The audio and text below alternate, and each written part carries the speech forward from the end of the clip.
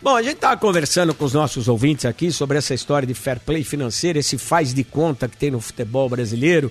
Clubes compram, não pagam e fica aí todo mundo empurrando com a barriga e às vezes o clube vende para mais de um jogador para o mesmo clube que está inadimplente. É uma situação extremamente delicada, porque isso eu acho que, como eu disse, cria uma diferença muito grande, porque com o advento das SAFs, das iniciativas privadas no futebol, quando você entra numa SAF ou outro modelo de gestão profissional do futebol, você assume responsabilidades. E quem não ainda vive naquele modelo associativo de uma associação sem fins lucrativos, se beneficia da falta de responsabilidade com os pagamentos, vai empurrando para frente, para trás e de repente fica aí esse faz de conta. A gente está na linha aqui com o Cristiano Dresch, que é presidente do Cuiabá, e esses dias o presidente estava reclamando de jogadores que ele vendeu e não recebe de grandes clubes. E o Cuiabá, depois de uns 4, 5 anos na Série A, o presidente me corrija, por favor, foi rebaixado para a Série B. E não sei, vou saber dele se esses problemas financeiros de não receber os jogadores, de receber o pagamento pela venda dos jogadores, contribuíram. Porque a gente sabe que hoje futebol sem dinheiro é muito difícil de ser feito, principalmente futebol com resultados na Série A, se isso contribuiu para o rebaixamento também do Cuiabá. Presidente, boa tarde, muito obrigado pela sua presença. Boa tarde, Fernando, boa tarde a quem está nos ouvindo aí. É um prazer participar, assunto acho que é importante que a gente vai falar. Eu vi você falando assim né, esse faz de conta, né, que existe no futebol brasileiro, e realmente é um faz de conta, né, um monte de dinheiro virtual aí que tá para cima e para baixo, e na hora que esse dinheiro tiver que aparecer, não vai aparecer porque não tem, né, não existe, né. E uma coisa, né, uma constatação que eu tô tendo ultimamente, que são pouquíssimos clubes que têm coragem de chegar e reclamar, como eu reclamo, né, como eu tenho feito sendo representante do Cuiabá, dono do Cuiabá, e vem a público reclamar de clubes que não pagam, reclamar de órgãos que existem que não servem para nada, e expor essa situação, né, do futebol brasileiro em termos de falta de pagamento, de calotes, né, de investimentos que estão sendo feitos em alguns clubes aí que não vão conseguir pagar, né, e assim, o que eu entendo e o que eu, né, consigo chegar à conclusão é que eu tenho coragem de vir falar porque eu sou o dono do dinheiro, né, a maioria desses presidentes que estão à frente desses clubes aí não são o dono do dinheiro, eles estão só gastando o dinheiro de um clube, que daqui a uns dias eles não serão mais presidentes e a bomba vai ficar pro próximo. Entendeu? Então, assim, é mais ou menos isso que acontece no futebol brasileiro. É uma gastança irresponsável, que não tem dinheiro sem dono. O clube é tratado como vamos falar a verdade, não vou nem usar uma palavra pesada, que o clube é tratado como, né, um lixo, vamos dizer assim. E eles fazem o que querem e essa dívida vai ficar. Alguém vai ter que pagar. Presidente, perdão, o Cuiabá é uma SAF, é isso? Sim, o Cuiabá é um clube empresa desde que foi fundado. O Cuiabá foi fundado em 2001. No final da década de 90 ali, a Lei Zico, né, a Lei Geral do Esporte, ela mudou, ela criou a possibilidade de você ter o clube empresa. E o Cuiabá, quando o Gaúcho, o saudoso Gaúcho, ex-atleta, fundou, ele já fundou como empresa. E quando o Cuiabá sempre foi empresa, sempre pagou imposto, e quando tivemos a lei da SAF, né, foi aprovada no final de 2020, no final de 21 ela começou a valer a partir de 22. Né? Em 22 a gente já se transformou em SAF e já conseguimos utilizar os benefícios fiscais que a SAF dá. Muitos ouvintes, presidente, têm dúvidas quanto a isso. A família Dresch é do ramo, posso dizer, industrial, principalmente de recuperação de pneus e tal, que eu andei lendo. Uma família muito consolidada que investe no futebol como um negócio. Como o senhor disse, é uma SAF, você entra para ser um negócio. Para quem está em casa e não entende, o que é a SAF? Não, a SAF foi criada, vamos, né, falar o português correto, né? A SAF foi criada para salvar o Cruzeiro, o Botafogo da falência, né? O Vasco principalmente também, eram clubes que estavam ali à beira de falir, e foi criado um mecanismo para que esses clubes pudessem vender o futebol para empresas. né? Esses clubes venderam o futebol deles para empresas que assumiram o controle desse futebol, né? A partir do momento que essas empresas assumiram o controle do futebol, né, elas passaram a ter obrigações de empresas, né? A empresa tem dono, né? O dono tem um CPF e qualquer problema que essa empresa criar financeiro vai atingir o CPF do dono, né? O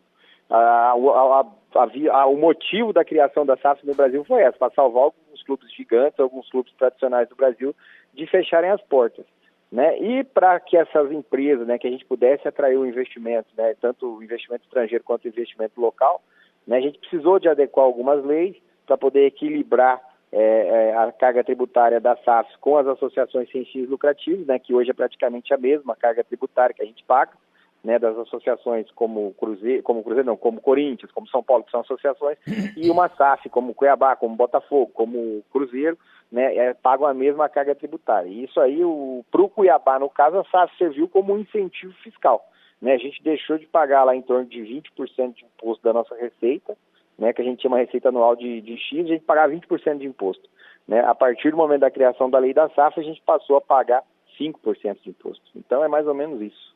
Bom, o senhor é um industrial, né? A sua família, e tem o futebol. O senhor acha justo o futebol, que deixou de ser há muito tempo uma associação que visava apenas o entretenimento, ou pelo menos um clube de futebol, mas do jeito que o negócio cresceu, e na medida que a gente vive num país de tantos desequilíbrios fiscais, o senhor acha justo uma indústria tão milionária, com tantos benefícios, pagar apenas 5% de imposto de renda, uma indústria que movimenta bilhões, e a sua empresa, o senhor paga quanto nela? Imposto de renda, a sua empresa pessoa física. Não é imposto de renda, né, Fernando? Não, são todos os impostos. Todos, né? Os impostos, perdão. Todos os impostos federais, estaduais, municipais, né? Dá em torno disso. O futebol sempre teve essa carga tributária reduzida, né? E ninguém iria investir no futebol no Brasil se não tivesse uma carga tributária. Eu entendo, mas, senhor Cristiano, a partir do momento que a gente tem a entrada de uma pessoa física com CPF, com responsabilidade, ele deixou de ser um clube sem fins lucrativos, uma associação sem fins lucrativos. No mundo inteiro o futebol não é um negócio para você ficar fazendo as coisas de graça para os outros. Isso, eu entendo. E é isso que a gente está buscando, né? Então, o futebol, com esse benefício em relação ao empresariado, que o senhor vive nos dois mundos, o futebol paga bem menos, né? Eu trabalho com futebol. O senhor só trabalha em futebol, mas o senhor foi em algum momento um empresário, né? A sua família. Não, meu pai. Seu pai é o dono da empresa, eu sempre trabalhei com o Cuiabá. Tá certo. Então, mas a empresa do seu pai tem uma carga tributária completamente diferente da do futebol. E ela não tem os mesmos prazos, facilidades e flexibilidade de inadimplência que tem o futebol. Isso, como é que o futebol não consegue resolver os seus problemas? Então, é algo que a gente é uma transição, né, Fernando, que a gente está passando. O futebol brasileiro mudou muito nos últimos anos.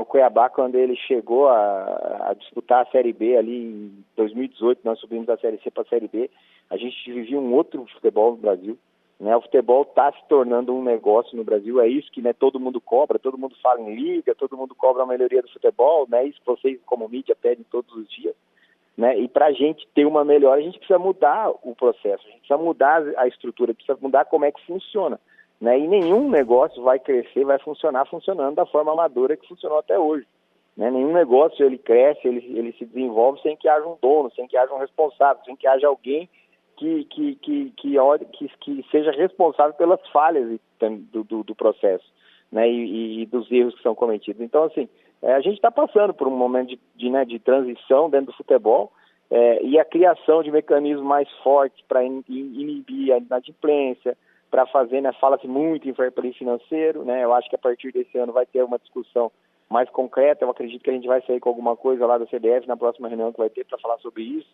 né? Então, assim, são transições, né? Eu acho que precisa ter também no Brasil um pouco mais de responsabilidade dos torcedores, né? De que é o cara que paga ingresso, né? Um exemplo que a gente teve é a vaquinha do Corinthians para pagar a arena, isso aí é um absurdo, eu me sentiria um palhaço doando dinheiro para um clube que não tem responsabilidade com o dinheiro que recebe. Então, assim, eu acho que a gente está passando por transições, melhoramos muito nos últimos anos. A evolução que a gente teve no Brasil em 3, 4 anos é gigante. e ela vai continuar existindo, porque a gente está tendo investimento, nós vamos ter muito mais investimento no futebol do que a gente teve nos últimos 2, 3 anos, nos próximos 5 anos, e essa melhora ela vai acontecer naturalmente. Seu Cristiano, mas me chama também a atenção tributos. Eu acho que quando o clube deve para fornecedor, é um problema no clube. Clube, pessoa física, pessoa jurídica. Quando começa a entrar em tributos, aí é uma coisa com a sociedade. E a gente vê o futebol devendo muitos tributos. Em algumas situações, a gente vê até apropriações indébitas. O tributo é recolhido e ele não é repassado. Eu não sei, com o SAF, como o senhor sendo SAF, o senhor não pode fazer isso. Você tem que ter seus tributos em dia. Senão você entra na dívida ativa do município, dívida do governo federal, enfim. Como é que o senhor... Isso já não começa a criar um desequilíbrio financeiro entre os clubes, que é muito grande, e não deixa de ser um privilégio para quem tem que pagar, porque a lei da SAF exige isso, e quem tem que pagar e não paga, porque conta com a benevolência da associação sem fim lucrativo. Não, as associações elas pagam a mesma carga tributária que nós. Não, sim, mas tem gente que não paga e não é cobrado. Não, e a SAF tem que não pagar... paga salário, né, o Fernandinho? Não é falar de tributo. Tem pessoa que limpa o clube todo dia e está com o salário atrasado. Você acha que é mais difícil para alguém que está lá passando vassoura o dia inteiro e não consegue receber? Então, assim, vamos, né, tem coisa muito pior do que isso, né, na minha visão. Mas é que começa a interferir, sai da esfera do universo dos clubes e parte para a sociedade. Sim. O não pagamento de tributo é uma coisa, porque eu digo, uma empresa não tem a mesma benevolência que o clube de futebol tem. Se atrasou 3 meses um tributo, você vai para a dívida ativa. O clube deve anos. E alguns clubes até descontam os tributos, cobram os tributos e não repassam. Isso é apropriação indébita. Sim, eu concordo. Como é que o senhor vê isso? Não, eu vejo como uma falha no processo, né? Eu vejo como coisas que precisam ser corrigidas, né? Que existem, né? Alguns com muitas facilidades e outros que têm que... Mas como eu disse, a minha visão é que, né, nós estamos numa transição para um modelo amador, saímos de um modelo amador, entrando num modelo profissional, é isso que o Brasil está passando, e essas falhas elas vão ter que ser corrigidas, né, para que a gente tenha algo que a gente consiga, né, dizer que a gente tem, nós temos aí a 3ª, 4ª melhor liga do mundo, né, isso que todo mundo fala no Brasil hoje. Então tem vários problemas, né, como eu disse, né, tem clubes que deixam de pagar coisas muito mais, digamos assim, obrigações muito mais importantes, né, para mim o salário de um funcionário é muito mais importante, né, é lógico que o imposto também é importante, mas tem clube que não paga nem o salário de funcionário, então são vários problemas, que a gente for discutir um por um aqui, é bastante. Nina Gagliotti. Presidente, boa tarde, um prazer conversar com o senhor. Eu queria saber a sua opinião em relação ao comportamento da CBF. Para mim, ela se porta, a instituição, como aquela que rege o futebol brasileiro. Mas na prática eu não sinto isso acontecendo de fato. A CBF, a meu ver, se isenta das suas responsabilidades em muitas polêmicas. Por exemplo, o gramado sintético, acho que é uma polêmica que rolou no último mês e a CBF não se posicionou. E claro, toda essa discussão do fair play financeiro, eu acho que isso teria que ser uma discussão dos clubes com a CBF, mas com a CBF liderando, e eu não vejo isso acontecendo. É uma impressão minha ou isso de fato não acontece? Eu vejo assim, que a CBF ela é um órgão que ela coordena, né, o futebol brasileiro, ela tem a sua responsabilidade, mas a gente eu já disse isso em outras entrevistas, que a maioria dos problemas que a gente tem no futebol hoje se deve à falta de união dos clubes, né? Se a gente tivesse hoje os clubes falando a mesma língua, né, os 40 clubes da Série A e da Série B, seria muito mais simples a gente chegar para a CBF e falar assim, nós queremos isso, né? Todas as decisões que são feitas em cima de um campeonato, elas são discutidas no Conselho Arbitral, quem participa do Conselho Arbitral são os clubes, quem aprova todos os temas são os clubes. Né? Então, assim, eu tenho informações que dentro do tema fair play financeiro hoje existem discordâncias, né? Existem clubes aí que estão fazendo investimentos aí sem nenhum pingo de lastro, sem nenhum pingo de condições de pagar, que não concordam com algumas regras do fair play que estão sendo discutidas. Né? Então, assim, né, na minha visão, é muito simples a gente vir aqui e jogar a culpa da CBF, mas pelo contrário, eu acho que a culpa é dos clubes que não conseguem chegar num acordo em relação a quase nenhum tema, né? Então a gente está buscando, existe hoje um diálogo muito melhor do que existia antes. A gente teve hoje uma notícia que os clubes da série, os clubes da LFU, os clubes da Libra conseguiram chegar a um acordo para fazer a venda dos direitos de transmissão de forma unificada. Isso é uma evolução muito grande. Isso Então, é uma notícia nova. O senhor podia dar mais detalhes? Sim, os clubes já divulgaram hoje na hora do almoço, né, que a gente conseguiu chegar a um consenso e nós vamos fazer a venda unificada, né, dos direitos da Série B. Então, na minha opinião, né, é muito mais um problema dos clubes do que da CBF, né? A gente tem, que nem o que eu disse essa semana em relação à CBF, em relação à CNRD, alguns procedimentos que eles estão tomando lá internamente que eu não concordo, né, que ao invés de melhorar o processo de cobrança de clube para clube, está atrapalhando e piorando muito. Presidente, mas aí te pergunto em relação a essa união dos clubes, então. Na minha cabeça, por exemplo, um clube que gasta e não é cobrado por isso. E tudo bem, ele toca a vida dele, assim, a gente tem clubes grandes e até pequenos que agem dessa forma. Não faz sentido o clube votar contra ou a favor, mas vou dizer contra, só para continuidade da frase, contra uma coisa que vai... É o fair play financeiro. Isso, por exemplo, vou pegar um exemplo de um clube, mas meramente para exemplificar mesmo, o Atlético Mineiro. Por que é que, por exemplo, o Atlético Mineiro votaria a favor de uma regra que o prejudicaria? Entende? Exatamente. Por isso que eu trago aqui o assunto CBF, porque assim, conseguimos unificar os clubes... Na minha cabeça não faz sentido. O Galo, ou o Corinthians, ou o São Paulo, ou qualquer outro clube que tenha dívidas, talvez até mesmo o Cuiabá. Mas não tem um que não está devendo? Mas se você não tiver o pensamento coletivo de que em algum momento alguma decisão sua vai te prejudicar para você melhorar o todo, você não vai ter evolução. Mas você acha que em algum momento isso vai acontecer, presidente? Se não acontecer, não vai ter evolução. Entendeu? Por que a gente não teve uma liga unificada? Porque o maior clube do Brasil achou que não era interessante ter uma liga unificada. Entendeu? Então a gente tem 40 clubes na Série A e na Série B. Quem melou foi o Flamengo, né? 39 querem, um não quer. Entendeu? Então, assim, enquanto alguém não abrir mão de algo, não vai conseguir juntar. Isso aí é óbvio. Quando você vai colocar algo em pauta, não vai ser bom para todos e nem ruim para todos, entendeu? Para um vai ser bom, para outro vai ser ruim, mas tem que ter esse entendimento. Então, eu vejo que, assim, é uma cultura do brasileiro mesmo essa, no nosso país, infelizmente, né? A gente só quer a coisa que seja boa para nós. Então, eu acho que o grande problema é aí, né? Ninguém, como você falou, ninguém vai, eu vou votar, eu vou aprovar algo que vai me atrapalhar, mas vai melhorar o todo, vai melhorar o produto. No longo prazo vai ser muito melhor do que é hoje, mas ninguém quer. Então, assim, esse pensamento é um pensamento retrógrado, que está levando a gente a ter esse tipo de problema que nós temos. Nós estamos conversando com o Cristiano Dresch, presidente do Cuiabá, assuntos muito importantes. O senhor falou que há pontos de convergência e divergência no fair play. Qual o principal ponto de convergência e qual o principal ponto de divergência que está travando essa discussão do fair play? Não, o que eu ouvi, assim, fontes não são oficiais, assim, que tem clubes que estão gastando agora, nesse início de 2025, que se a gente for criar alguma regra assim, não, você pode gastar, mas você vai ter que demonstrar um orçamento.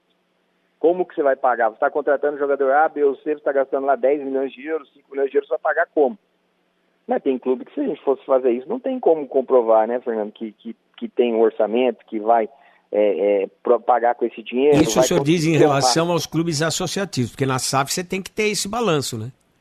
Não, se a SAF não pagar, ela vai ter rapidamente o devedor consegue executar, né, o patrimônio. Tem diferença de velocidades das cobranças, né? Sim, muito mais. Então, a SAF ela é diferente, né? O cara ninguém vai fazer um investimento irresponsável. Tem alguns casos que vão acontecer isso, sim, que já estão acontecendo. Mas o ponto de divergência é esse, né? Tem clubes que não tem como justificar os investimentos que estão fazendo e não concordam hoje com a aplicação de algumas regras. O senhor acha que nós vamos ter condição, pelo volume de dívida dos clubes, o senhor vai ver algum clube que vai conseguir sobreviver sem ser SAF? Ou o senhor acha que isso vai ser uma coisa inevitável? Eu acho que com o tempo, né, alguns clubes que como Flamengo, Palmeiras, que já conseguiram se organizar, não tem a necessidade de se transformar em empresa. Eles podem criar algo assim, para, como o Flamengo sugeriu, de criar uma SAF para poder construir o estádio, né? A gente pode ter outros clubes gigantes como Flamengo e Palmeiras podem tomar o mesmo caminho que eles tomaram, mas para que isso que aconteça vai ter que ter, né, vai ter que ter uma redução do tamanho, vai ter que ter uma redução do investimento, a torcida não aceita isso, então é difícil, né? Então não há algo que eu afirmaria assim que a gente vai ter só em clubes e empresas, só SAFs no futuro do Brasil. Não, mas eu acredito que a gente vai, né, esse movimento vai continuar crescendo, vão ter muitas que vão dar errado, né? Não é todo mundo que vai conseguir o sucesso, né? E outras que vão continuar crescendo, né? Como vem crescendo. A gente teve o exemplo aí do Botafogo ano passado, que conseguiu ser campeão. Tem SAFs muito sérias no Brasil. A gente tem a SAF do Bahia, né? Do Grupo City, que com certeza num prazo médio aí vai começar a ter resultado esportivo muito grande, né? Então eu não acredito que todos os clubes vão se transformar em empresa no futuro, não. A gente tem a velocidade da urgência, pela dificuldade que a gente vê que os clubes têm. E a gente tem a velocidade da vontade da mudança. Tem um prazo para mudar? Ou a gente vai ter que chegar num buraco extremo e surgir daí uma revolução? O senhor não vê nada no consenso? Não, eu acho que vai. Os clubes que vão chegar no buraco extremo vão virar SAF. A gente tem exemplos aí. Mas né? só acredita que isso tem que acontecer em quanto tempo? Pelo que o senhor está, essa evolução de desequilíbrio patrimonial, financeiro? Vai depender de quanto tempo os clubes conseguirem empurrar com a barriga, né? Então, essa que é a verdade. Tem clubes que vão empurrando, recebem um investimento aqui, recebem um investimento ali, que nem o próprio, né, o Corinthians agora está fazendo o regime centralizado de execuções, que é mais ou menos uma recuperação judicial, e os clubes vão prorrogando essa dívida. Vai chegar no momento que ela não vai mais, que os juros, né, ficam muito grandes, né, e que vai ter que ter um investimento ou o clube para, entendeu? Isso aí começa a faltar dinheiro para pagar a conta de luz, para comprar bola, né? Tô exagerando um pouco aqui, mas Palmeiras viveu isso. O Paulo Nobre naquela época não entra e resolve, o Palmeiras não tinha dinheiro para arcar com o mínimo, né? Sim. E aí conseguiu se organizar. Eu acho que a grande diferença hoje, já dando um pitaco aqui, é você ter a receita e que tenha o dinheiro para arcar com os compromissos financeiros que se tem hoje. Eu acho que esse é o caso do Palmeiras. O Palmeiras, acho que o Palmeiras e Flamengo não são dívidas, mas tem uma situação financeira equilibrada. Faz investimentos tem dívida, e depois... mas tem fluxo para pagar. Isso, exatamente. Então, na verdade, não é de fato uma dívida, porque o dinheiro vai entrar e isso vai acontecendo. E eu queria saber do Cuiabá, como anda a situação financeira do Cuiabá? O Cuiabá arca com todas as suas responsabilidades? Arcamos. E poderíamos estar muito mais tranquilos se todos que nos devem nos pagassem. Né, a gente teve que fazer, né, a gente está fazendo, né, uma operação financeira no mercado hoje, né, que corresponde aí a menos de 15% do que os clubes nos devem hoje, dívidas vencidas, né, vencidas, não são a vencer, são clubes de dívidas vencidas, né, a gente conseguiu fazer boas vendas agora na janela de transferência, né, a gente, né, de dezembro até no meados de fevereiro nós fizemos vários negócios. E a partir disso a gente conseguiu honrar nossos compromissos, né? Como eu disse, a diferença é que tem dono, né? Não tem, se eu não pagar, tá o meu CPF lá e alguém vai atrás do que eu tiver ali no meu CPF. Né? Então essa é a grande diferença, entendeu? A gente tem que entender que é o caminho, né? O resto é ilusão, é esse mundo de ilusão que a gente vive aí no Brasil, que o clube contrata jogador A, contrata jogador B, contrata Neymar, contrata Memphis, contrata... um monte de gente, você acha que esse dinheiro vai sair da onde, entendeu? Alguém está pagando esse almoço, então a gente aqui não tem, a gente precisa honrar ou parar, entendeu? Ou vende o clube, agora deixar o nosso compromisso passar, a gente não pode fazer não. Presidente, eu li que o senhor estava cobrando publicamente, Corinthians, quem mais o senhor estava cobrando publicamente? Hoje a gente tem, assim, dívidas, valores altos, né, vencidos junto ao Corinthians, né, da venda do Ranieri. Quanto? A gente, em torno de 19 milhões. O Corinthians lhe deve 19? Há quanto tempo não lhe paga? O Corinthians tinha que nos pagar em agosto do ano passado, né? A segunda parcela da compra do Ranieri. E ela não foi paga, a gente tinha um contrato que previa multa, previa vencimento antecipado das parcelas que estavam a vencer, né? E esse contrato foi, né, executado e a gente colocou a dívida na CNRD. Né? CNRD é um órgão da CBF que tem que cobrar quem deve, não é isso? Para deixar claro para quem está em casa. Teria que cobrar, né? A CNRD foi criada para fazer compensações de créditos, né, para facilitar. Né? A gente tem uma diferença enorme, assim, que as pessoas perguntam, né? As pessoas até falam, vejo comentários na rede social falando assim, por que o Cuiabá não põe na FIFA a cobrança? Nós não podemos, as vendas nacionais, o fórum de discussão é a CNRD. Né? E hoje a CNRD tem tomado algumas atitudes que beneficia quem não paga, que beneficia o caloteiro, vamos falar a frase, Deus né, do céu. certa. Então, assim, a gente está tendo um plano, assim, de um regime centralizado, né, na CNRD de todas as ações do Corinthians, né, e esse regime está sendo tocado 24 horas dentro da CNRD, algo que a gente nunca tinha visto, que pelo menos o Cuiabá nunca tinha visto, né, a CNRD trabalhar tão rápido assim para poder fazer que esse plano seja efetivado. Nós não concordamos com o plano, né, o plano é pagar. O Corinthians propôs pagar os clubes em 10 anos. Né? O Corinthians tem uma dívida de 50 Até o Ranieri aposentou. Caiu a linha aqui, nós estamos conversando com o Cristiano Dresch, presidente do Cuiabá. A gente vai estabelecer o contato, mas é assustador como o Brasil empurra com a barriga, cara. A CBF que deveria zelar por esse fluxo de pagamentos, que teria que agir para que isso não acontecesse, ou dar a velocidade necessária para essa situação, a gente vê aí um descaso. E o presidente, o Cristiano Dresch, lá do... Perdão, gente, que eu estou um pouco gripado. O presidente Cristiano Dresch estava explicando como funciona esse órgão da CBF. Presidente, o nosso contato está restabelecido, caiu a linha. O senhor estava explicando que há uma diferença de velocidade no atendimento ou na atenção em alguns casos. Antes que o senhor continue explicando, o Corinthians deve 19 pelo Ranieri. Quem mais o senhor estava cobrando? O Santos, nós temos uma dívida em relação ao zagueiro Joaquim, né, que foi vendido em 2000. Ele já foi vendido para fora. Já foi vendido, o Santos já recebeu, né, e não pagou a nossa parte. Quanto ele deve para o senhor? 11 milhões o Santos. Mas como é que o Santos recebeu a grana e não pagou? Bom, e quem mais, presidente? E o Atlético Mineiro. E né, deve quanto? 4 milhões em função da venda do Daverson.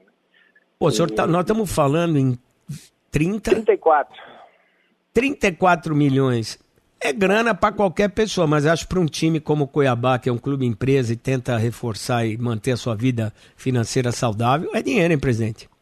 Sim, é muito dinheiro, eu acho assim, que eu estava falando sobre a CNRD, então assim, a gente está tendo os processos do Corinthians... É um cartório, o CND, é um cartório de cobrança. Sim, isso, os processos estão andando à velocidade da luz, estão trabalhando 24 horas por dia. Para fazer o quê? Para o senhor receber ou não?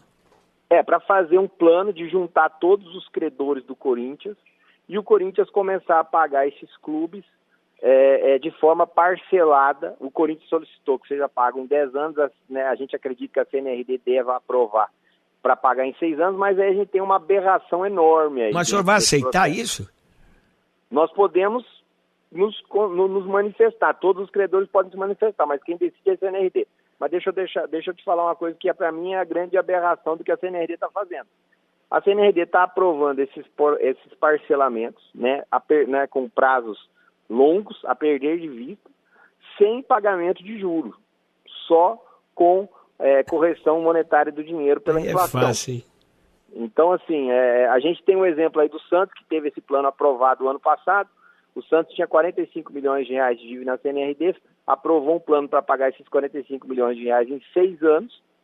Né, ele estava na Série B o ano passado, é algo que podia ser compreendido, mas você dá ali uma benesse para um time. Mas por que compreendido, presidente? Estava na Série A, caiu para a Série B, acho que não é diferente a da B, é uma questão de desempenho e administração. Mas se ele viesse agora em 2025 e pagasse todo mundo que ele deve em dia, e não fizesse mais investimentos muito maiores do que ele pode pagar, que é o que ele não está fazendo, eu acho que estaria certo esse incentivo que ele recebe da CNRD. Então a CNRD incentiva e financia o calote para que os clubes continuem dando o calote. Esse órgão que o senhor falou é CBF. Então a CBF incentiva e financia o calote. Não. Presidente, eu entendo que o senhor não queira colocar a CBF. Você que está falando. Eu sei, eu entendo o senhor queira, mas um órgão criado pela CBF, ele tem a gestão da CBF. Sim, eu entendo que o senhor não queira colocar. Eu não quero colocar. Eu entendo, eu estou colocando a situação. Eu estou fazendo. Okay. Eu estou lhe evitando que o senhor se exponha dessa maneira, porque a gente sabe como é. Mas é uma vergonha a CBF passar um pano e bancar o calote oficializado. É um absurdo, porque um órgão que está subordinado à CBF, quem dá a palavra final é a CBF. Nenhuma dessas propostas elas foram colocadas na mesa sem aprovação da direção da CBF. Me desculpe, eu não quero colocar isso na sua boca. É a conclusão que eu tiro. Sim, Fernando, eu acho que são coisas que precisam ser revistas. Né? Nós não podemos, né? Existem credores, o Corinthians deve 55 milhões ali, existem credores que têm créditos de menos de 1% dessa dívida, e como é que você vai querer pagar um cara que você deve 50 mil reais em 10 anos? Um clube que fatura R$1 bilhão. Então, assim, eu não tenho nada pessoal contra o Corinthians. Eu só acho assim que eu sou o único que tem aqui a coragem de vir expor um problema enorme que todo mundo vive, que todos os pequenos atletas, os agentes, outros clubes menores também têm muito dinheiro para receber dentro da CNRD e que não funciona, que você que trabalha hoje a toque de caixa a 24 horas por dia para aprovar um plano de pagamento que só é bom para quem está devendo e é péssimo para quem tem para receber. Bom, Santos e Corinthians são associações sem fins lucrativos. O Atlético Mineiro é uma SAF.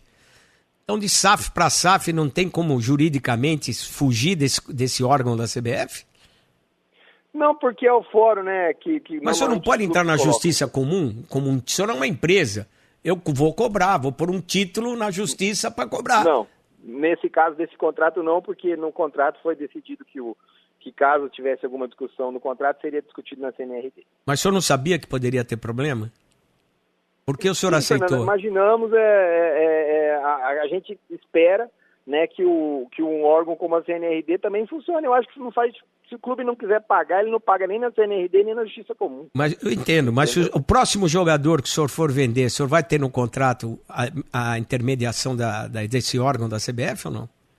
Sim, dentro do Brasil, eu acredito. O senhor vai continuar vendo com tudo isso que o senhor está vivendo, que esse órgão vai funcionar? Ou se o senhor criar uma rebelião, no bom termo, sem ela ser com essa parte tão dramática da palavra, eu não aceitar essa intermediação, o senhor pode sofrer alguma punição? Seu clube? Não. Isso aí fica a critério dos clubes discutirem. Né? Mas você tem que entender qual é o Cuiabá dentro do processo do futebol brasileiro. Né? O Cuiabá, para ele continuar crescendo, para ele continuar sobrevivendo... O senhor tem que aceitar esse modus operandi, é isso? O senhor tem que se submeter ao sistema. Não é que eu tenho que me submeter ao sistema, é o que nós temos hoje. Né? Eu acho assim, como a gente está vivendo um momento, como eu disse no início, uma transformação, uma transição dentro do futebol, eu acho o que precisa mais, Fernando, é esse tema ser debatido. Isso que eu estou falando aqui. É esse fórum que nós estamos colocando aqui à sua disposição para o planeta, porque a Bandeirantes é ouvida no planeta todo pelos nossos aplicativos. Aqui em São Paulo é uma rádio de 90 anos, com uma força muito grande, com responsabilidade no que faz e a responsabilidade no que fala. Por isso que nós abrimos esse espaço para o senhor, porque eu vejo uma atitude de coragem, sabendo de todas as agressões indiretas que o clube pode sofrer, porque a gente sabe que existem regras escritas e regras não escritas. Punições escritas e punições não escritas no futebol. A gente está há muito tempo nisso. E o senhor mesmo deixou claro que às vezes é preciso dançar a música que está tocando, não a música que eu queria. Então eu estou achando muito produtivo esse nosso debate aqui, porque não é contra A, B ou C, é a favor do futebol. Nós estamos aqui discutindo a favor de um futebol melhor. Então é muito complicado isso, e eu entendo que o senhor tenha que ter cautela nas suas palavras, porque a gente sabe que as situações são extremamente delicadas no cotidiano, no dia a dia, mas cabe a nós aqui também abordarmos isso, porque é uma situação cruel, eu acho no mínimo cruel que acontecem com os clubes. E o senhor disse que o senhor está sozinho nessa. E um monte de gente tem dinheiro para receber. Por que os outros não se mexem? Porque não são donos dos clubes, né? Como eu disse, né? Os clubes não são presidentes que vão ficar pouco. Caiu a linha do Dresch de novo? Caiu. O papo aqui com o Cristiano Dresch, que é o presidente do Cuiabá, abordando situações muito delicadas que existem no futebol, esse órgão da CBF querendo parcelar uma dívida. O Santos, por exemplo, vendeu o Joaquim, teria que repassar 11 milhões de euros. O Joaquim foi vendido para o México, não repassou para o Cuiabá. O Atlético Mineiro não pagou a contratação do Daverson, ou a multa rescisória. O Corinthians deve 19 milhões pelo Ranieri, quer fazer esse parcelamento em 6 ou 10 anos, isso vai ser ainda definido. Cara, é impossível fazer futebol dessa maneira. É muita facilidade para um lado e extremamente dificuldade para o outro. Presidente, eu estava discutindo, falando aqui, é muita facilidade para um lado e dificuldade para o outro, hein? Sim.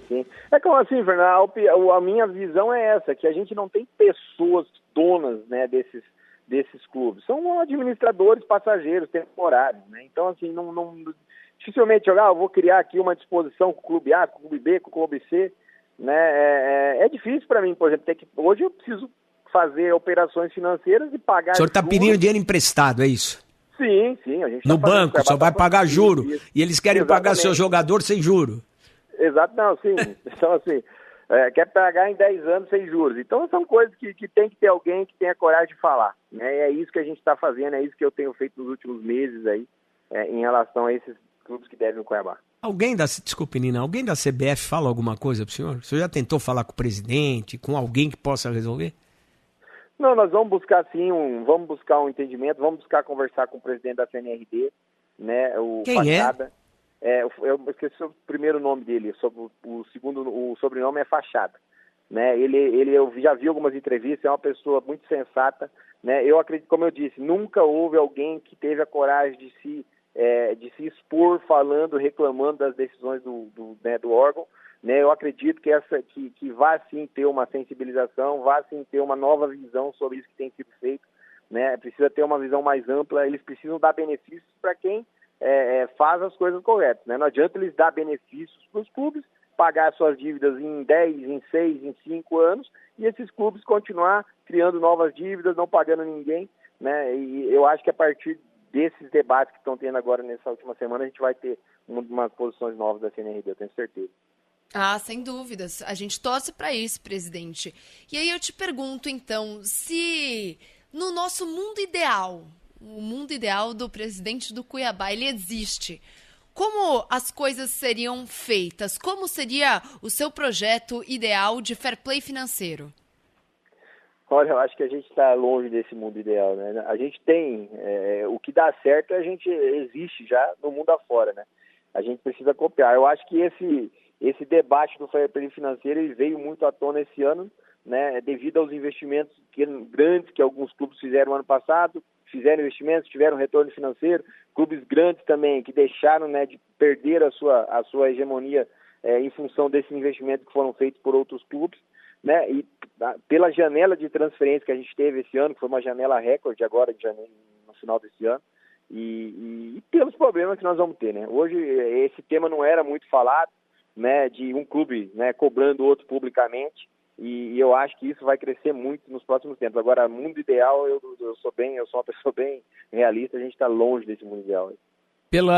Pelo conhecimento de como funciona o futebol, o senhor teme represálias? Existem represálias, é óbvio, tem clube que não vai. Essas cobranças públicas, elas são... o meu relacionamento com o Corinthians não é o mesmo, nunca mais vai ser o mesmo depois disso, né? Então, assim, mas eu não posso, né? Se eu ficar quieto, esperando, sentado na minha cadeira, eu estou ferrado, entendeu? Então, assim, graças a Deus, né, a gente tem o futebol como uma profissão, algo que a gente construiu nos últimos anos, né? Mas a gente não pode, né? Eu tenho a minha filosofia, a forma de pensar, eu não vou mudar a forma que eu penso, né, para agradar A, B ou C, né? Eu acho que as coisas que estão acontecendo não são certas, são erradas, e elas precisam ser corrigidas e precisa ter alguém que tenha coragem para poder falar o que está acontecendo. Presidente, pela segunda vez, o Flamengo exige garantias na hora de fazer uma negociação. Primeira vez com o goleiro Hugo, na hora que o Corinthians foi comprar o jogador, o Flamengo falou, ok, ou você garante que um patrocinador ou alguém arcará com esse valor caso o Corinthians não consiga ou não há negócio. E agora fez mais uma vez. Com o Thiago Maia, o Internacional quis envolver uma dívida com o Flamengo para que o Santos pudesse engraçado, contratá-lo. Eu compro um jogador, não pago, vou revender para o outro e ainda vou ganhar uma grana em cima. Exato, e continua sem... E aí o Flamengo de novo. O Flamengo... A negociação não aconteceu porque o Flamengo falou... Santos, só negocio se você me apresentar uma garantia que se você não conseguir pagar, alguém vai pagar. Você acha que esse formato funcionaria para o Cuiabá? Por que eu pergunto? Porque é muito difícil comparar o Flamengo com o Cuiabá. Eu não estou fazendo isso, mas assim, de repente esse modelo de negociação talvez não seja o mais perto do ideal? Sim, com certeza. Só que tem jogadores, né, que tem jogador que você vai ter lá 10 interessados. Quando você tem 10 interessados, é muito mais fácil de você poder escolher o comprador. Né? E para nós aqui, em alguns momentos, nós não temos os mesmos jogadores que o Flamengo tem. Né? Então, os nossos jogadores, alguns deles, quando a gente vai ser vendido, nós não temos 10 interessados, temos 1, 2 interessados. Né? E no futebol, você precisa, o jogador, a partir do momento que existe uma proposta, né? Um clube de camisa, um clube tradicional, um clube grande, é o sonho de todo atleta. Né? E não adianta você não deixar de fazer o negócio. Então, assim, eu acho que são riscos, né, que clubes do tamanho do Cuiabá precisam correr, né, mas são situações que a gente entra, são problemas que nós entramos, que a gente tem que tomar todas as providências possíveis para poder tentar resolver. Né? É isso que a gente tem feito. Então, assim, acho que a situação... O senhor é refém do mercado e da necessidade, né? Sim, exatamente. Não é... Então, assim, a gente vai... São problemas que são coisas que estão sendo escancaradas agora que vão ficar maiores, vão ficar mais expostas, vão ser mais faladas esses assuntos, né, que eu estou falando aqui agora, né, mas nós não temos a mesma condição de mercado do Flamengo para poder exigir garantia bancária em alguns negócios. O senhor venderia o jogador para o Atlético Mineiro, para o Santos e para o Corinthians que estão te devendo? Não, sem chance nenhuma. Hoje o senhor não vende um jogador para o Atlético, para o Santos e para o Corinthians? O senhor não vende, pode ser quem for. Não. Isso aí não tem cabimento, né, Fernando? Se eu vender um jogador para eles, né, se eu venho aqui e falo que estão me devendo e amanhã eu vender um jogador para eles me devendo, né? Isso aí não tem sentido, né? Acho que a partir do momento que a gente receba, que isso aí seja equalizado, as relações elas vão ser reconstruídas. Pensando que elas podem durar 10 anos para ser pago, segundo essa regra que o CNRD está tentando implantar, mas eu diria, mas o senhor não vende, mas eu canso de ver clube continuar vendendo para clube que deve, e a gente só vai empurrando, é um círculo vicioso. Sim, eu concordo. Eu acho que existe uma falha no processo, né? Existe uma falha no sistema que ela precisa ser corrigida, né? E ela vai ter que ser corrigida a partir do momento que o assunto seja exposto. E é isso que está acontecendo. Onde entra o empresário nessa história? O empresário, muitas vezes, ele indiretamente, porque a lei não permite, mas ele é detentor do jogador, dos direitos federativos do jogador, entra a família, entra o jogador. O senhor acha que o futebol precisa desses intermediários? Sim, precisa. Por quê? Os empresários, eles têm um papel muito importante, Fernando, de fazer o elo do atleta com o clube, né? De fazer o elo da família com o clube, né? Os jogadores hoje na maioria, são pessoas que vêm de vidas difíceis na infância, famílias sem muita condição, né? De saber o que está acontecendo, de entender um contrato, de entender o que está assinando, né, de como é que funciona, o que pode fazer. Então, o papel do empresário é fundamental. Eu acho que o empresário existe. Hoje, se você for comprar um apartamento, você normalmente vai pagar uma comissão para um corretor. Se você for comprar um carro ou vender um carro, você vai ter que pagar comissão para alguém, às vezes. Então, assim, o empresário tem esse papel dentro do negócio e é fundamental. É óbvio que tem alguns empresários que ganham bem, que ficaram ricos, mas eles ficaram ricos porque fizeram bons trabalhos e porque muitos clubes foram permissivos e são permissivos nessas relações, né? Então, assim, a gente sabe de muita coisa que acontece. Então, assim, eu acho que eu acho que o empresário, sim, ele ganha bastante comissão, né? Mas eles trabalham para isso. Eu acho que que merecem o que ganham. Mas por que o clube tem que pagar a comissão? Se é o atleta que é o agenciado, que é o favorecido na história? Aí é uma questão de, né, como a gente falou, de mercado também. Nós não vamos... Né, O senhor não pode conversar diretamente com o clube? O empresário intermedia a situação com o clube que o jogador está lá e eu não preciso do intermediário, do empresário. Ele ganha de todo, ganha de quem vende, ganha de quem compra e ganha do jogador. Nós fizemos a venda do Pita, como Sim. era um jogador que 10 clubes queriam, 12 clubes queriam, de clube para clube. Entendeu? Então, assim, são situações... Bragantino, né, e Cuiabá. Duas empresas. Negociaram como se deve negociar. Não teve um envolvimento de um agente nessa transferência. Então, existem transferências que são feitas pelos agentes, né? Eles ganham, sim, tem agente que ganha do clube que está comprando, ganha do clube que está vendendo, ganha do atleta também. Então, assim, mas isso aí é o mercado e cabe a cada clube também negociar da forma que achar melhor. Mas isso implica em prejuízo, né? Porque é dinheiro que sai, de qualquer maneira. Aumenta o custo. Então, eu acho que tem que ter uma normalização disso. Presidente, ano passado, em média, nós tivemos 1.200 jogadores inscritos na Série A, que o senhor participava. Cerca de 15% deles foram jogadores estrangeiros, são jogadores estrangeiros. O senhor acha que o mercado da bola, o negócio, está se sobrepondo à necessidade técnica? Sim, e vai se sobrepor mais. Né, eu acho que nós temos, eu vejo o Campeonato Brasileiro melhorando muito em nível técnico nos próximos anos, por ter mais dinheiro, né, e eu vejo também que nós vamos ter um aumento dos estrangeiros dentro do Brasil. Isso é algo que acontece. É bom? Olha, para a formação de atletas dentro do Brasil não é bom, mas os clubes que têm muito dinheiro para investir, que são grandes, que precisam ganhar campeonato, eles não vão esperar um menino de 17, 18 anos. Né? Eles vão buscar um jogador pronto, seja onde estiver, né, no mundo, para poder chegar e vir resolver o problema deles. Então, acho que é isso, mais ou menos assim que funciona. Né? Nós temos até essa semana eu vi uma discussão, né, de que a MLS estava formando muitos jogadores, né, a Liga Americana estava formando muitos jogadores, que os clubes brasileiros estavam indo comprar jogador nos Estados Unidos. Por que acontece isso? Porque os americanos compram jogadores no Brasil hoje de 18, 19, 20 anos, esses jogadores se destacam lá e nós estamos indo comprar lá. Então, assim, esse é o movimento. É um erro aí, né? É um erro, mas que todo mundo quer comprar coisa pronta, né, Fernando? Ninguém quer esperar, ninguém tem paciência, né, para esperar um menino se desenvolver. São poucos clubes que têm um projeto sólido de desenvolvimento, né? A gente vê o exemplo do Palmeiras, né, que consegue pegar os meninos da base, desenvolver, colocar no time principal e vender por valores astronômicos. Então, são poucos que conseguem fazer isso. Presidente, queria falar um pouquinho então da Série B que o Cuiabá vai jogar esse ano e já trazendo esse valor a receber que o Cuiabá tem, 34 milhões, o senhor falou aqui. O quanto isso atrapalha o planejamento da Série B e se o senhor acredita que o Cuiabá tem condições de estar na elite do futebol brasileiro de novo no ano que vem? Você atrasa salário, eu complemento aí? Nós tivemos no final do ano passado, no nosso rebaixamento, sim. 2 meses nós atrasamos o salário. Foi a primeira vez que aconteceu isso no Cuiabá.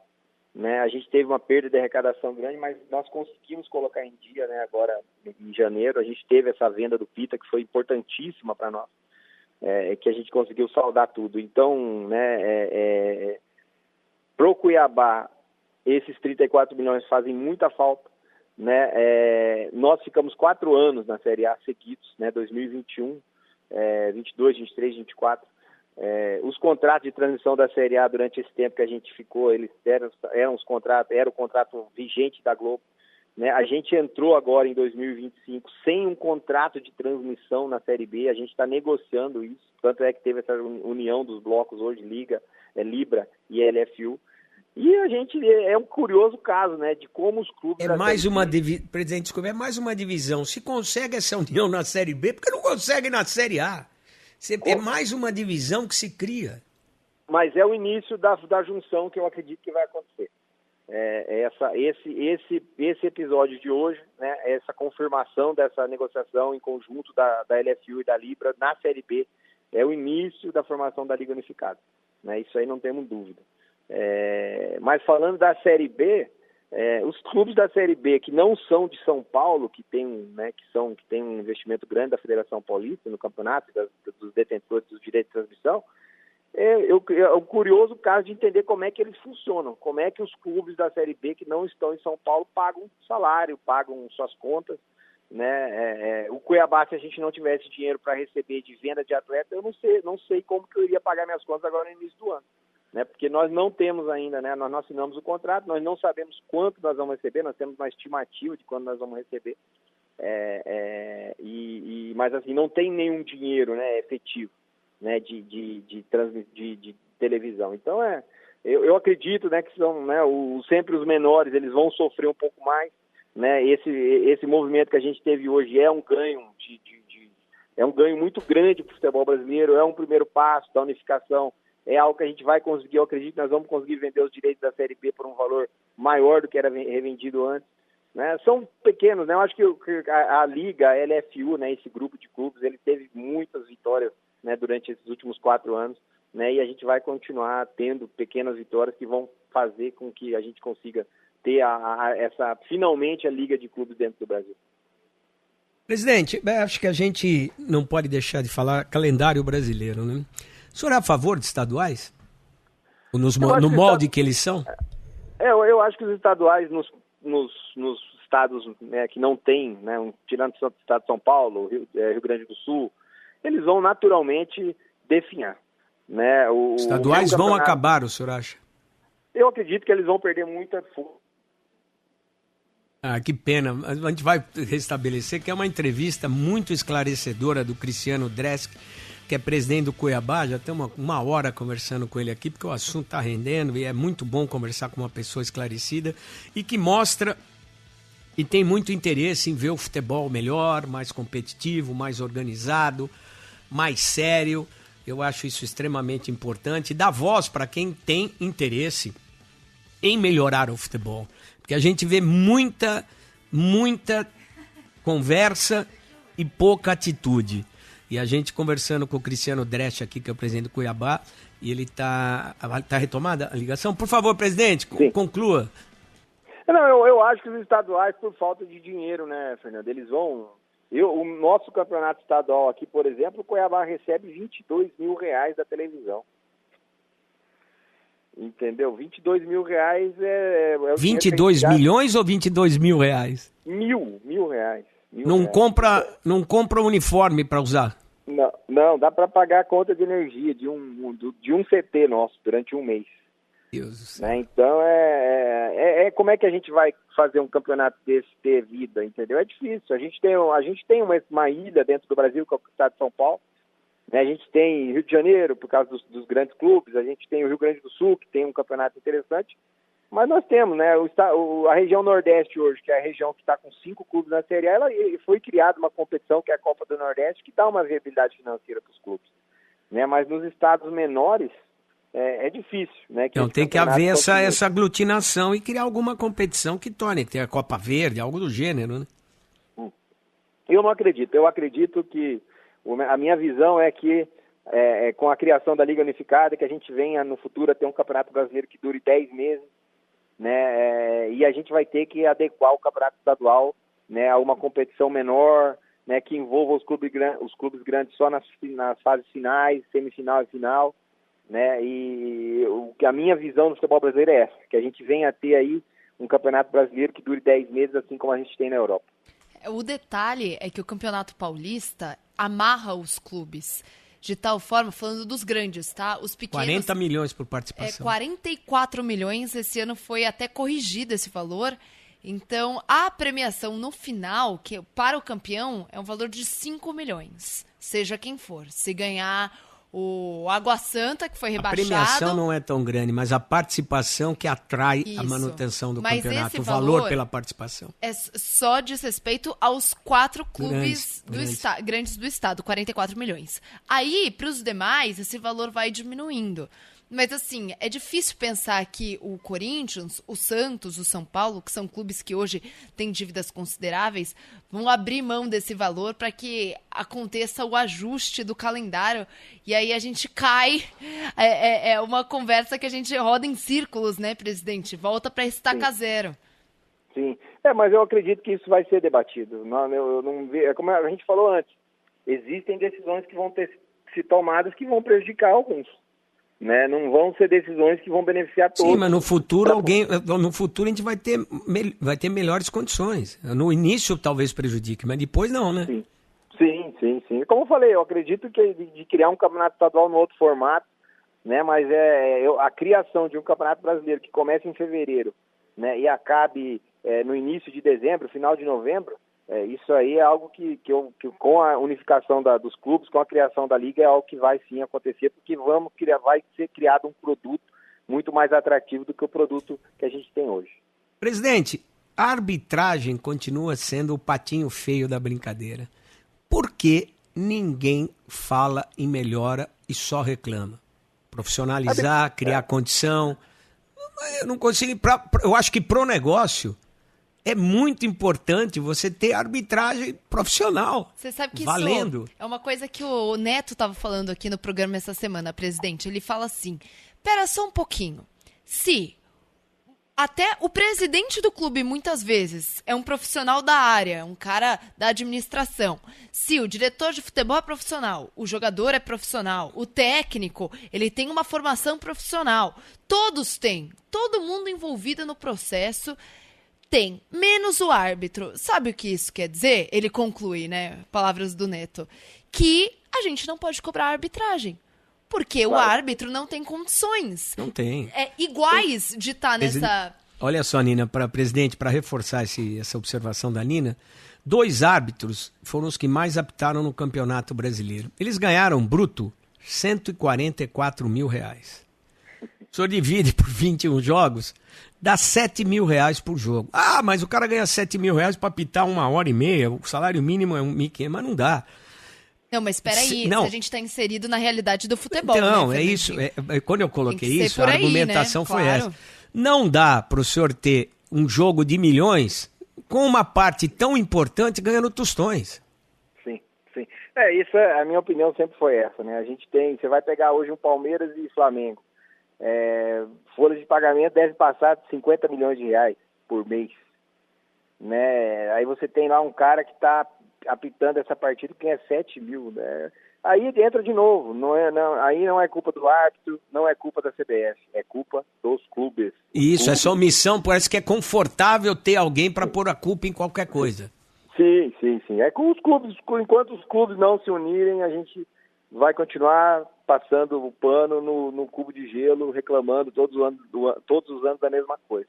Né? Eu acho que a arbitragem ela é muito crucificada, ela é muito machucada, leva muita porrada no Brasil, injustamente. Né? Eu dificilmente falo de um árbitro, eu reclamo de um árbitro, eu não gosto de falar disso. Né? Eu acho que é uma falha do sistema também que precisa ser corrigida, a gente precisa investir mais nesses profissionais. Esses profissionais precisam ganhar muito mais do que eles ganham. Né? Viver disso. Um jogo desse tem que ganhar 10 vezes mais do que ele está ganhando. Entendeu? Então, assim, ganhar 70 mil para apitar um jogo é muito. Não é muito. Tem jogador que está dizendo que ganha 3 milhões por mês. É isso. Por que o juiz tem que ganhar? Então, se um juiz, se esses árbitros que apitaram mais ganharam 144 em 10 meses, eu vou dar exemplo de um jogador que ganha 1 milhão, que hoje é praticamente um salário médio num time grande. O cara ganhou 10 milhões. Sim. O juiz ganhou 1%, 1,5%. Concordo, mas isso tem que partir dos clubes, Fernando. Isso aí não Sem vai dúvida, a CBF não vai assumir isso. Exatamente, são os clubes que têm que tomar essa iniciativa. Presidente, VAR. O nosso VAR é Tabajara. A gente usa imagens de transmissão da emissora que gera o conteúdo. Na Europa, na Inglaterra, estão usando iPhone já para complementar, porque o VAR só cria confusão. Por que os clubes não exigem que a CBF crie as condições físicas nos estádios e os clubes sejam responsáveis por esse investimento, pelo menos das condições físicas, e a CBF entre com o hardware e o software, a CBF entre com os equipamentos e entre com o software para fazer a avaliação da captação dessas imagens. Porque só se reclama do VAR e ninguém faz nada. Sim. Entramos mais ou menos no mesmo assunto que a gente estava falando antes, né? Eu acho que é algo que, na minha opinião, ajuda muito mais do que, né? O VAR é importante, sim, ele corrige muitas distorções que o olho humano não conseguiria. Mas ele cria mais dúvida. Sim, cria porque, né, aí é um problema de comando da ferramenta. Mas o senhor vê os clubes falando sobre isso? Sim, existe. Eu acho que esse próximo conselho arbitral que a gente vai ter, né, de Série A e de Série B, existem, né, e as decisões são tomadas no conselho da Série A, são mais replicadas para as outras competições. Vai ser um arbitral muito importante, né? A gente vive um momento importante, tem vários temas sendo debatidos, fair play financeiro, né, arbitragem, unificação de ligas, né, eleição na CBF, né? São vários temas que venham a ser discutidos aí, que vão ser discutidos nesse próximo dia, mas assim, são muitas coisas erradas. Eu acho assim, minha opinião, Fernando, que a mídia deveria passar as coisas às vezes um pouco mais claras para os torcedores, né? A gente tem que explicar melhor, porque o clube está fazendo isso, por quê? Como está fazendo isso? Vai ter condições de arcar, né? Eu vejo assim um círculo vicioso, né, dentro do futebol brasileiro, que incentiva a que os clubes continuem, né, criando problemas, criando déficit É o dividir para governar, presidente, é o que a gente vê. Sim.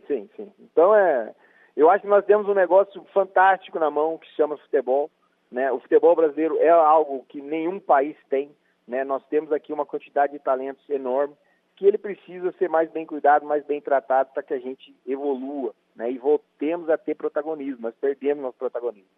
O senhor falou em eleições na CBF. Como o senhor vê essa candidatura do Ronaldo? Os jogadores se manifestando, ex-jogadores se movimentando. O senhor vê isso viável? O que o senhor acha? Acho que vai ter muita dificuldade para conquistar apoio Sim. nas federações, né?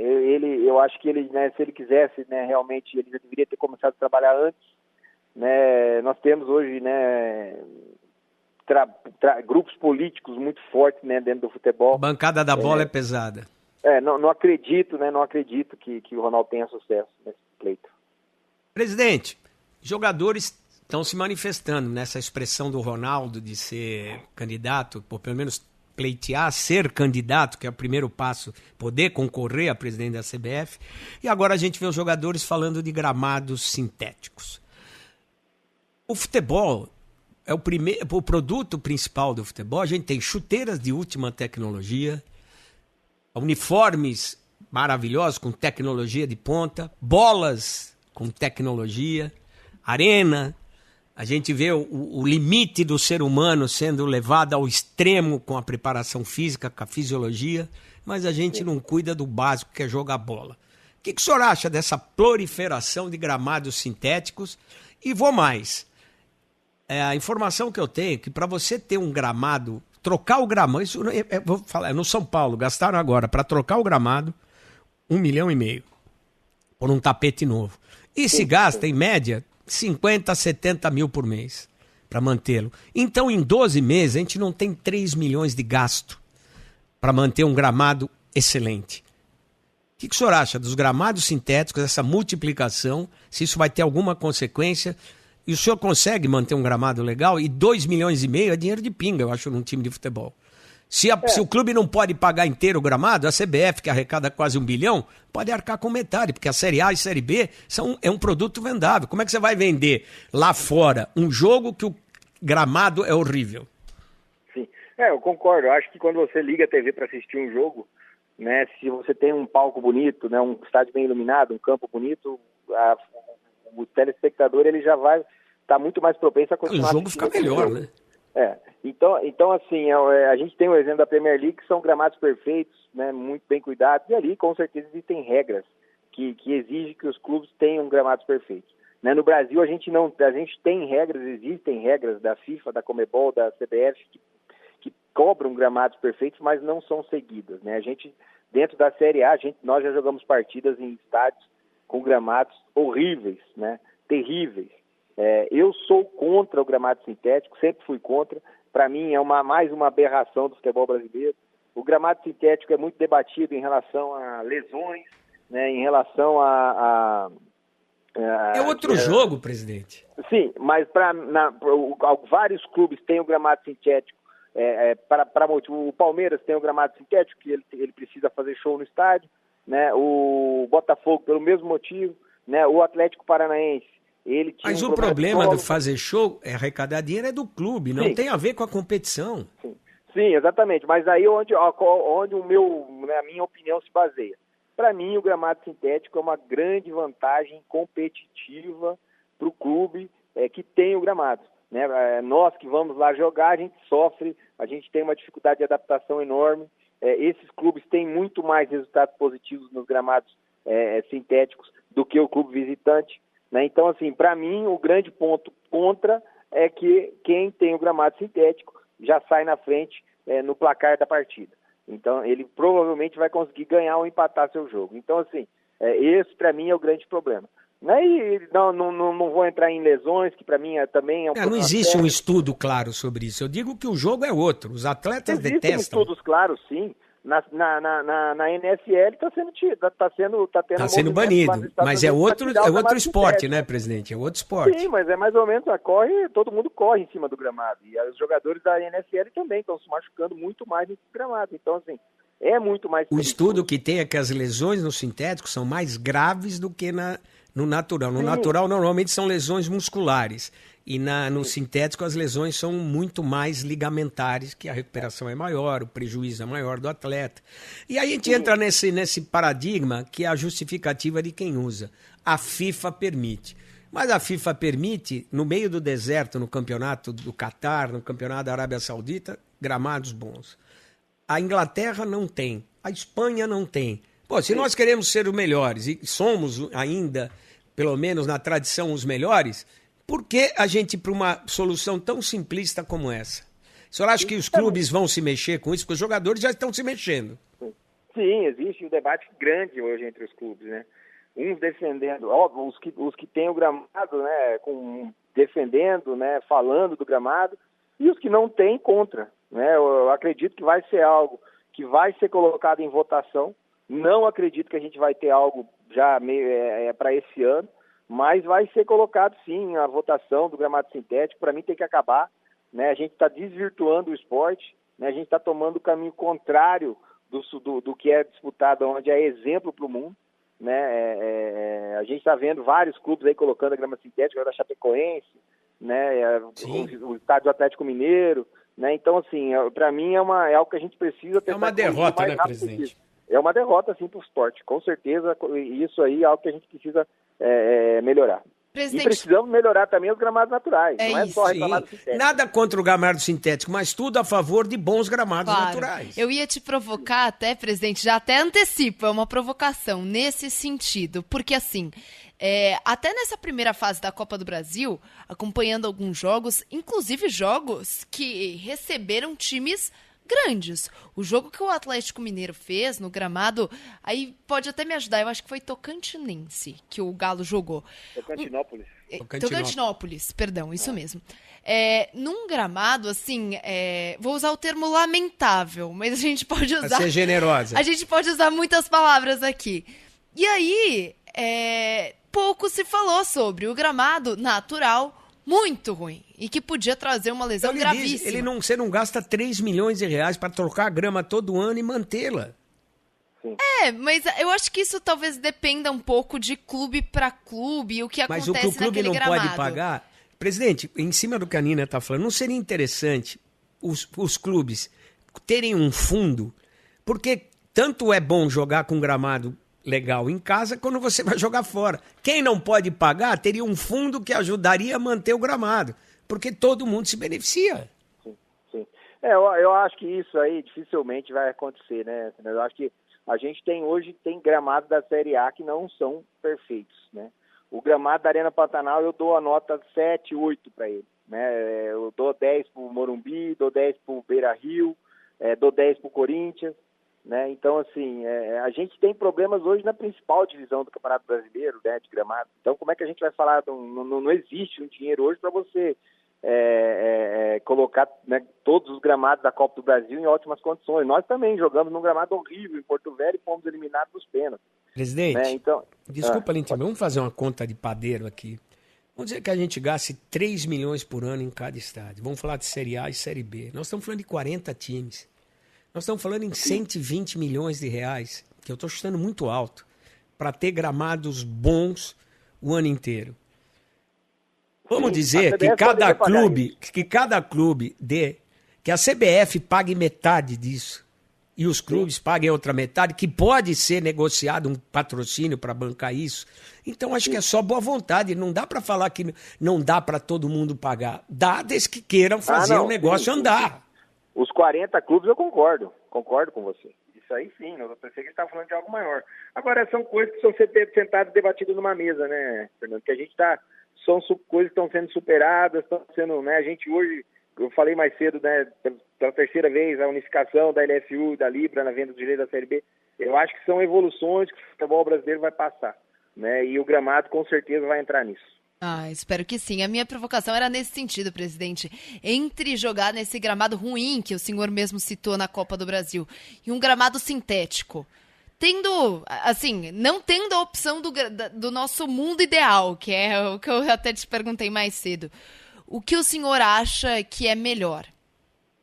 Não, eu concordo que se fosse um gramado sintético em Porto Velho, provavelmente o Cuiabá teria passado de fase, né? Mas a gente está falando, mas vamos falar de um nível melhor, né? Um nível de Série A e Série B.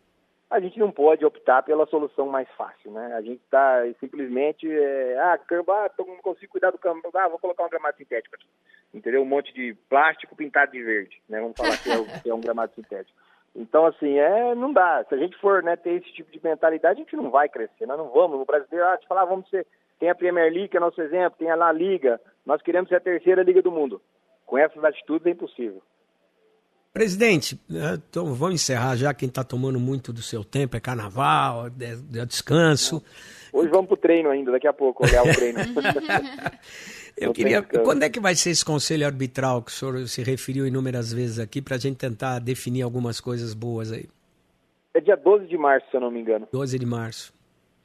Perfeito. E relembrando o início da nossa conversa, o Corinthians lhe deve 19 milhões por conta do Ranieri, o Santos lhe deve 11 por conta da venda do Joaquim e o Atlético Mineiro lhe deve 4 pela negociação com o Daverson.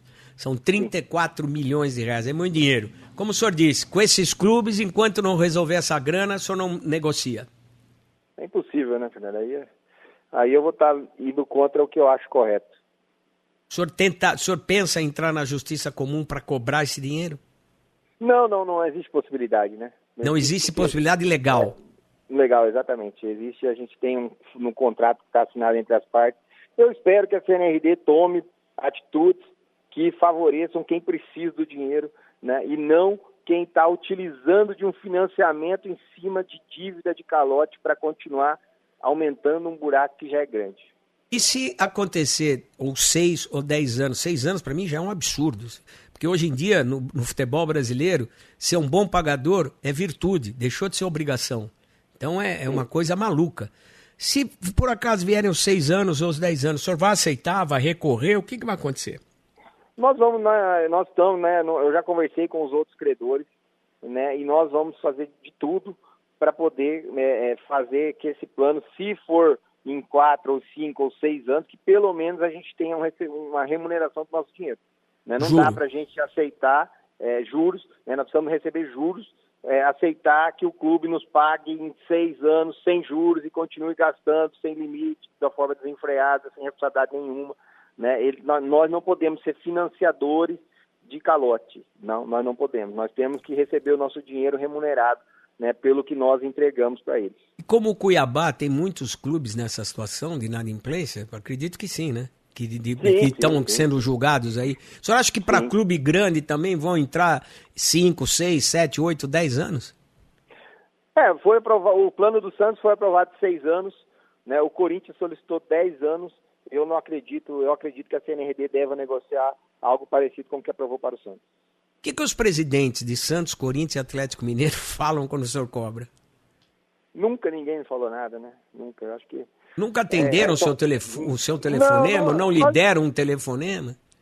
Nós tivemos, sim, no início ali das tratativas, né, ligações do Atlético, nos propondo o pagamento da parcela que tinha vencido e não das parcelas que venceram, né, porque você vendeu um jogador em 4, 5 vezes e você não recebeu uma parcela, a única vantagem que você tem é antecipar o vencimento das que estão a vencer, entendeu? Você não tem uma vantagem além dessa.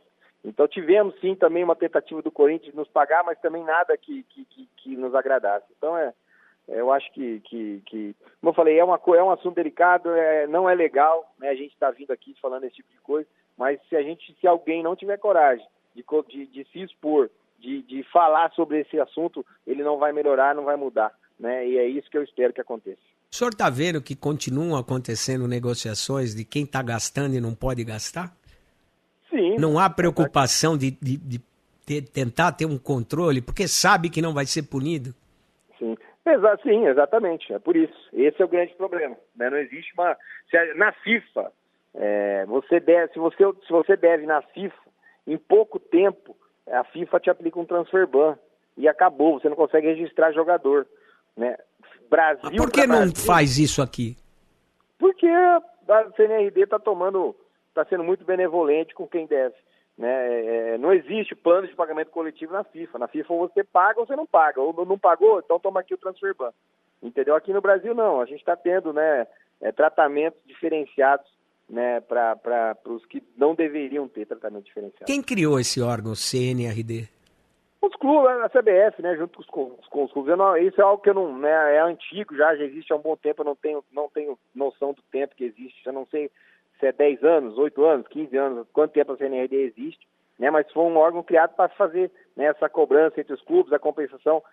Cresceu muito a demanda, a CNRD ela tem muito trabalho a ser feito, existem muitos processos. Mas é muito trabalho, presidente. Deve, paga, é simples, é uma conta de padeiro. Mas a quantidade de processos é enorme, Fernando. O senhor tem ideia do número? Não. Seria interessante vocês, né, chamarem eles para o debate. Mas eles não falam. Então é difícil. Se eles não falam com o clube, vão falar com a gente.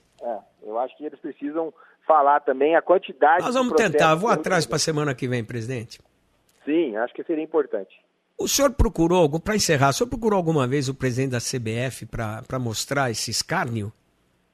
Não, mas nós vamos falar sim com ele, né? Eu acho que é algo que precisa ser mais bem debatido, não só o Cuiabá, como todos os outros credores, né? Como eu disse, tem clube que tem 50 mil para receber na CNRD, entendeu? Clubes que eu não conhecia, nem sabia que existiam. Então são vários, mas não tem, às vezes, o microfone e o espaço, né, que a gente está tendo para poder reclamar. E não, no Cuiabá, os agentes também, nós vamos procurar sim um diálogo, né, com a CBF, com a CNRD, para ter uma evolução dentro desse sistema. Quando o senhor compra algum jogador, o senhor paga ou o senhor também tem um processo lá no CNRD? Ou o senhor vai começar a fazer isso também porque o jogo é esse? Não, tem que pagar, né, Fernando? Eu tenho que pagar. Como eu já falei numa outra entrevista, o fomento do futebol brasileiro, ele depende que o dinheiro circule, né? Essa semana eu trouxe um jogador emprestado do Desportivo Brasil, com opção de compra, trouxe um jogador emprestado do Esfera, que é um clube ali de Salto, né? São clubes formadores, né? Nós compramos 2 jogadores do Santa Cruz agora em janeiro, né? Pagamos, né, jogadores que eram da nossa base, estão no nosso profissional. Então o Cuiabá, ele não é só um vendedor, ele compra jogador também. Então, e nós fomentamos esses pequenos clubes no Brasil inteiro, comprando esses atletas deles. Então, assim, a cadeia, ela precisa funcionar, né? O Cuiabá ainda não vende um jogador diretamente para o Chelsea, não vende um jogador diretamente para o Manchester City, né? Nós vamos conseguir fazer isso em breve.